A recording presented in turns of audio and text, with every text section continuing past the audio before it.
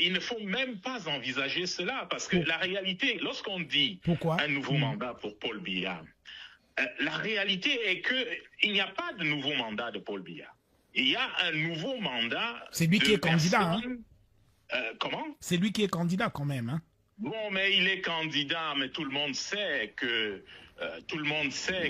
bon, il y a des images que si on montrait, si on rendait ces images publiques, ce serait la catastrophe. Par respect pour l'homme Biya, j'ai milité, je continue de militer que ces images ne soient pas publiées.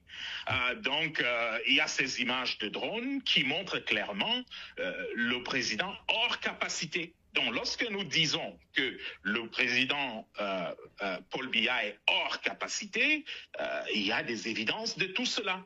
Alors, si Paul Biya... donc, en gardant Paul Biya à la tête du ticket, ce qui est en train de se passer en réalité, et je le dis très simplement, c'est un coup d'État qui est en train d'être organisé par les collaborateurs du président Paul Biya qui veulent gouverner au nom de Paul Biya en utilisant le couvert de Paul Biya et continuer à diriger le Cameroun.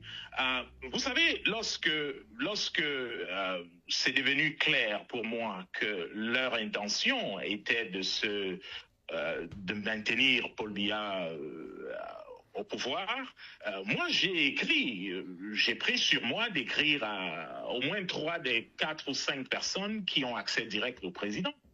Et je leur ai dit, n'essayez pas cela, parce que si vous essayez cela, ça va mal finir pour vous. Et qu'est-ce que ces personnes vous ont répondu?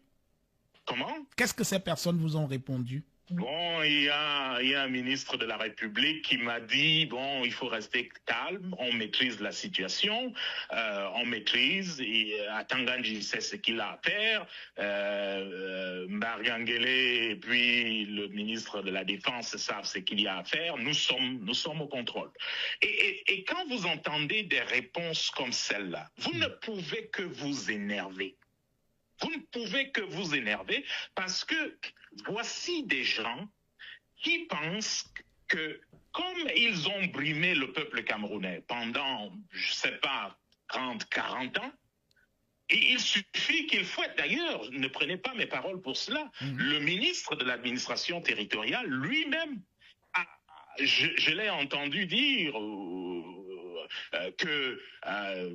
il fallait fouetter, il avait fait une annonce ou un communiqué ou quelque chose comme ça, où il se vantait de n'avoir pas eu à faire recours